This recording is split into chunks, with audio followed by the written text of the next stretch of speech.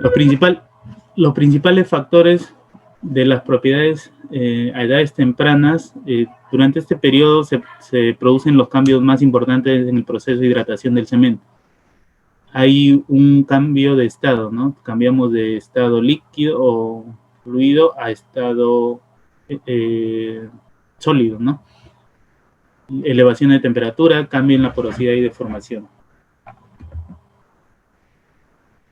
La cinética del proceso de hidratación va a depender de muchas cosas. Ya hemos estado hablando antes, la composición del cemento, la finura y curva granulométrica del cemento, la relación agua-cemento, los aditivos, la temperatura.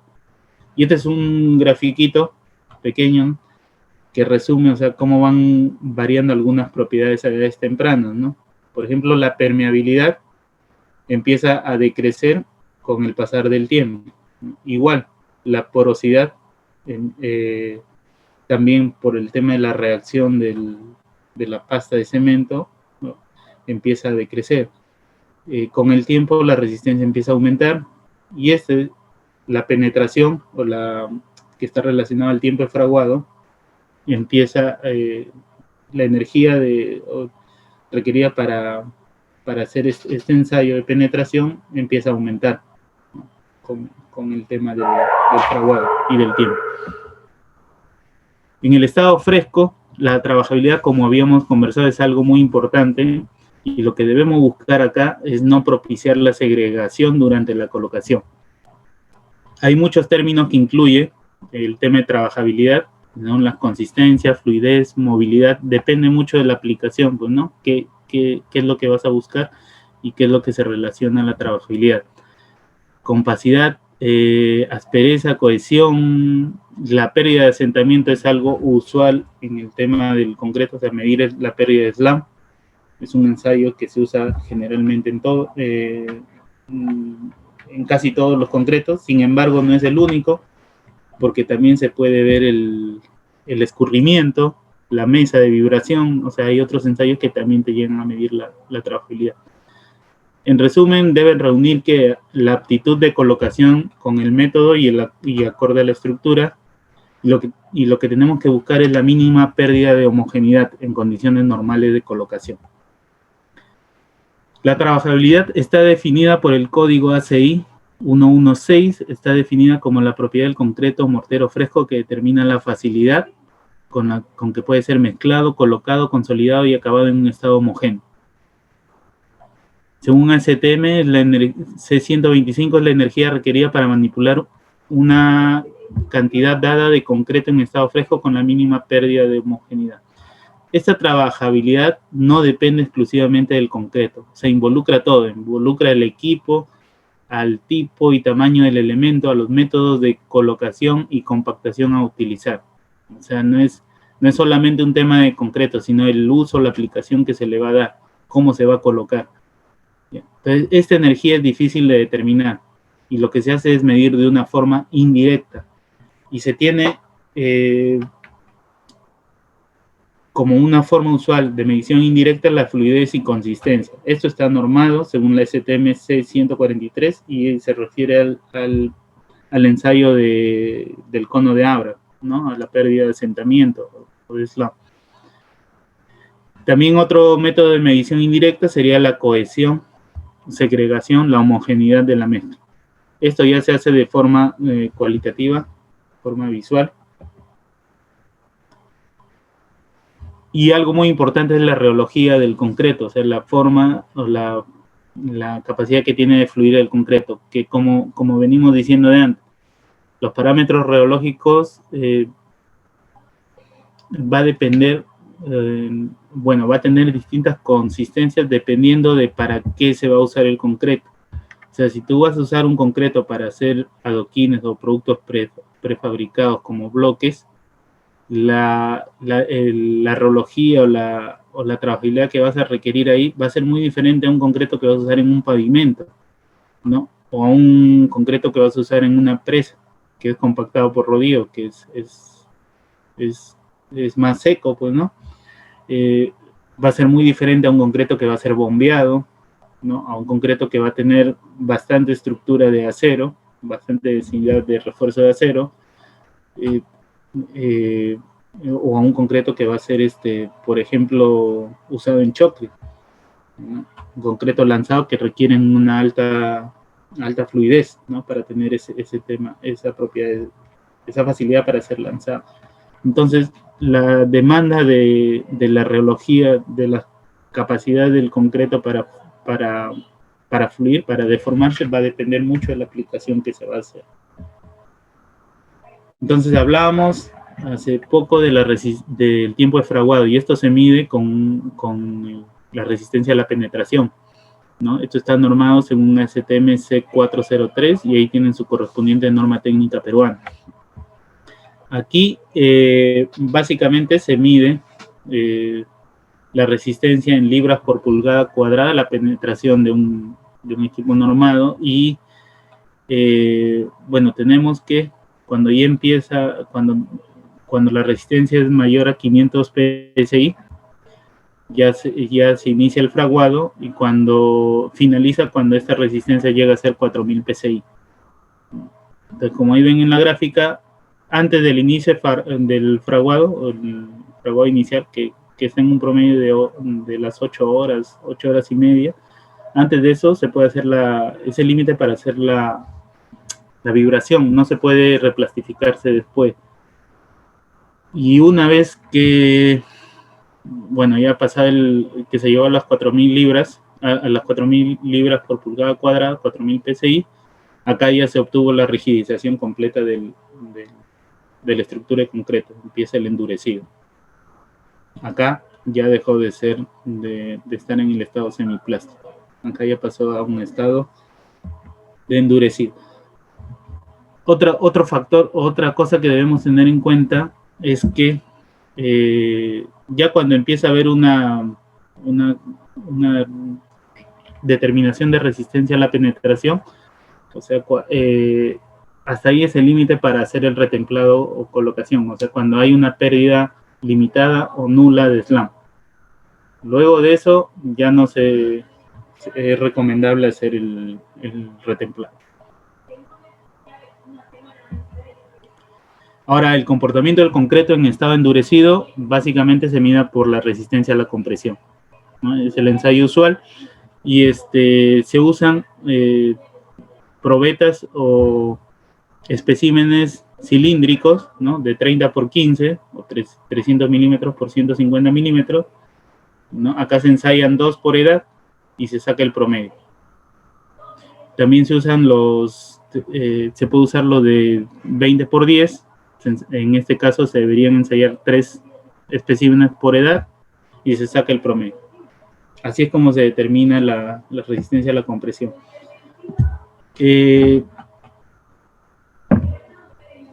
Las propiedades en estado endurecido, como la resistencia a la compresión, que es la más importante, están influenciadas en sí por las propiedades, como dijimos antes, de los componentes del hormigón o del concreto, de los componentes de la pasta, ¿no? La resistencia a la pasta, la resistencia a la interfase y la resistencia a los agregados. Como pueden ver en esta gráfica, todo, o sea, los tres van a incluir la porosidad como un factor, ¿no? La porosidad, algo importante en las tres, tanto en los tres componentes que habíamos hablado. Luego, en la pasta, el contenido de humedad, ¿no? La porosidad de la pasta va a estar relacionada a la relación agua-cemento, ¿no? Al grado de hidratación y al aire incorporado. El grado de hidratación de la pasta va a tener algunos factores que hay que tener en cuenta. La composición o tipo de cemento, la finura del cemento, los aditivos químicos, las adiciones minerales, la edad, las condiciones de curado, temperatura y humedad relativa. Esto va a influir en el grado de hidratación. En el tema de las interfaces, aquí debemos, bueno, aparte de la porosidad, tenemos que ver el tema de adherencia, ¿no? La adherencia de los agregados va a estar relacionado al tamaño de las partículas, a la textura que ya hemos estado hablando y a la composición mineralógica. Esto va a influir mucho en la resistencia, en la adherencia de los agregados, que va a estar acá, en la resistencia de la interfase. Ya hemos hablado antes que las superficies que sean más rugosas me van a dar más, como más agarre físico, ¿no? De la interfaz. Pero también no me van a ayudar mucho en la trabajabilidad. Y entonces ahí yo tengo que ver un tema de cuál es el diseño, qué es lo que se quiere lograr y también la disponibilidad de los agregados. En los agregados, bueno, la porosidad sigue siendo importante. Habíamos visto que los agregados muy porosos no nos van a ayudar en el tema de la resistencia. Pero, por ejemplo, a veces se quiere usar agregados porosos, ¿no? Agregados que aligeren. En caso de, por ejemplo, hay piedra pome, diatomita que se pueden usar como agregados, que se han llegado a usar. Los romanos llegaron a usar puzolanas para aligerar estructuras, ¿no? Entonces, es algo que depende de la aplicación. Como aplicación, disponibilidad, costos. Ya está. Y ahora vamos a hablar de un tema que era relacionado al tema de la durabilidad. Ya hemos visto las resistencias y vamos a hablar un poco de los factores que influyen en las propiedades del concreto. No siempre más resistente quiere decir que sea más durable. Y eso es la tendencia actual en el mundo de la construcción y en el tema del concreto también. A ver. Acá hay una...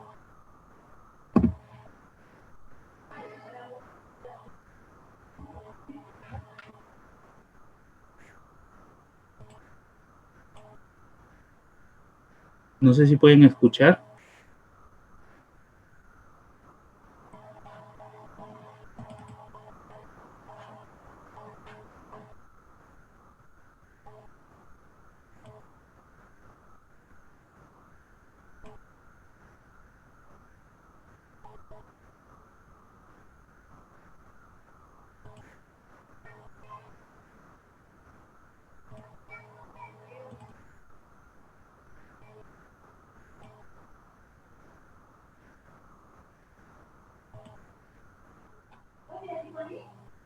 Si no se escucha,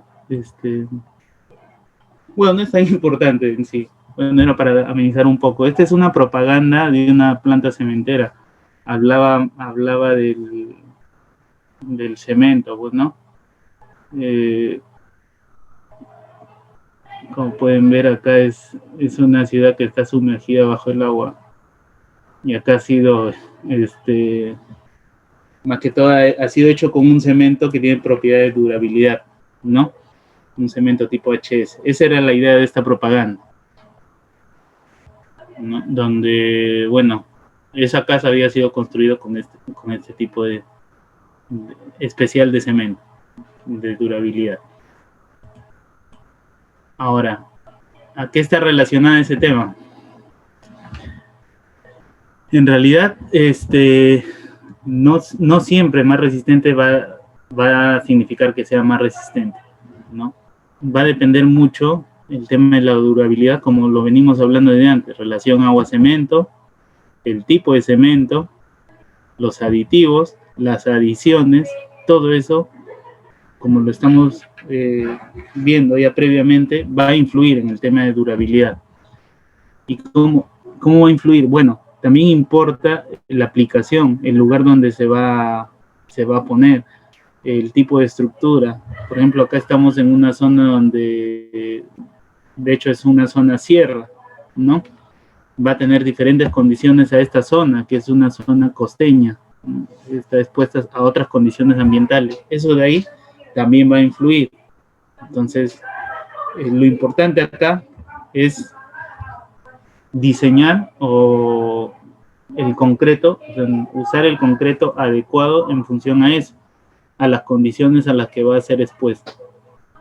Básicamente eso es lo que se trata de decir con esta diapositiva. O sea, así yo tengo el concreto más resistente, incluso el cemento más resistente, el mejor cemento del mundo. Si yo diseño mal, si yo no considero las condiciones a las que va a estar expuesta, lo que va a pasar es que va a haber muy alta probabilidad de que esa estructura pueda fallar.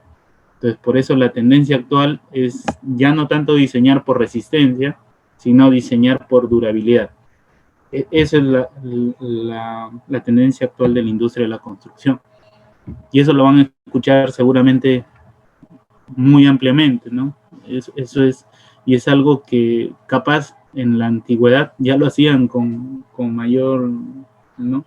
Con mayor énfasis, ¿no? Vemos estructuras romanas, las estructuras egipcias que hasta ahora perduran, tienen miles de años, ¿no? Y nosotros estamos diseñando actualmente en tiempo de, bueno, antes era 50 años, ahora la tendencia es a más de 100 años. Pues por ahí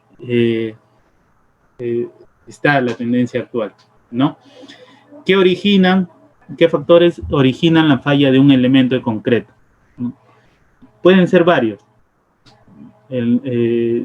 Los factores principales: físicos, químicos y electroquímicos. Ahí pueden ver en la tabla la mayoría de factores, ¿no? El congelamiento, hielo, deshielo en heladas, esto generalmente suele darse en condiciones de sierra, de altura, ¿no? Las heladas masales, los cambios volumétricos, fisuras, asentamiento plástico, el calor, el desgaste por abrasión. Bueno, hay varias, ¿no? En el tema físico: acción del fuego, cargas prematuras, excesivas. Esto puede ser algo de fallo. Por ejemplo, a mí me pasó algo que fue en el tema de una losa con fibra, ¿no? La losa se diseñó bien, se colocó bien, se puso bien la fibra. Hubieron ahí algunos problemas de curado, no se tuvo mucho cuidado con el curado, aparecieron unas fisuras que no debieron aparecer por el tema de que usamos fibra. Bueno, pero eso pasó. Pero cuando llegamos a ver, después de una semana, el piso tenía una fisura grande, ¿ya? Pero el tema, la losa tenía una fisura muy fuerte. Entonces, lo que había pasado es que la losa todavía no había tenido la resistencia adecuada y había pasado un Caterpillar, un cargador frontal, ¿ya? Y lo que pasó es que lo fisuró por eso, por cargas prematuras. Entonces, hay que tener todos los cuidados. En el tema de químico es conocido los sulfatos, cloruros, la reacción álcali-agregado, ácidos, eflorescencias. Eso pueden ocasionar, se agrupan dentro del tema químico. Y lo electroquímico viene a ser la corrosión de los refuerzos, ¿no? La corrosión del acero por cloruro en ambiente marino, la corrosión por carbonatación. Entonces, señores,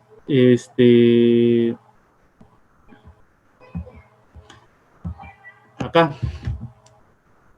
Entonces, señores, en el tema de durabilidad, que está relacionado, que es una propiedad, a edades largas, el problema, desde mi punto de vista, y capaz muchos lo comparten, los problemas más importantes que afectan la durabilidad de la estructura son, primero, la corrosión de las armaduras.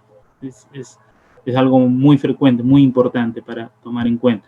La reacción álcali-agregado es también algo también que es muy importante, muy usual. El ataque químico y el congelamiento y deshielo. Esos son los problemas principales que afectan el tema de durabilidad.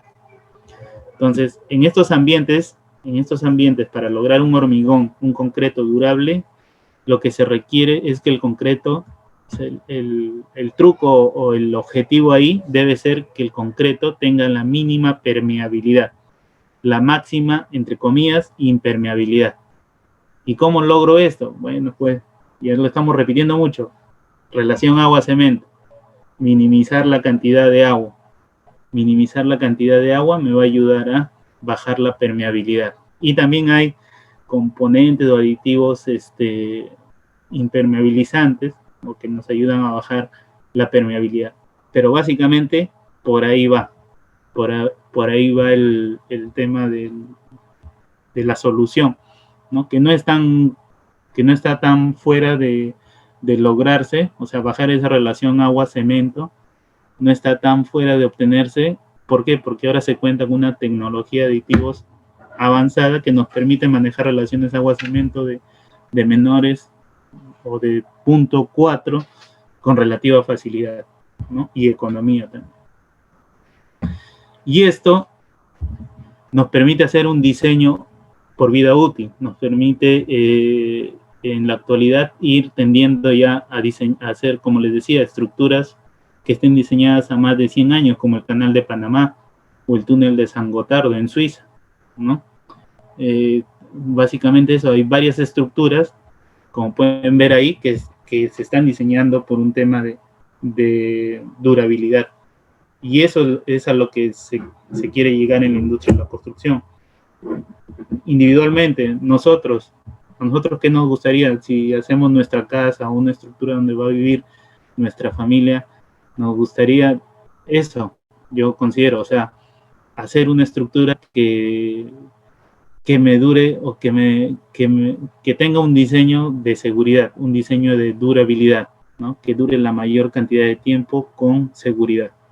Básicamente esa es la tendencia actual de la industria de la construcción. Hasta ahí terminamos el primer módulo.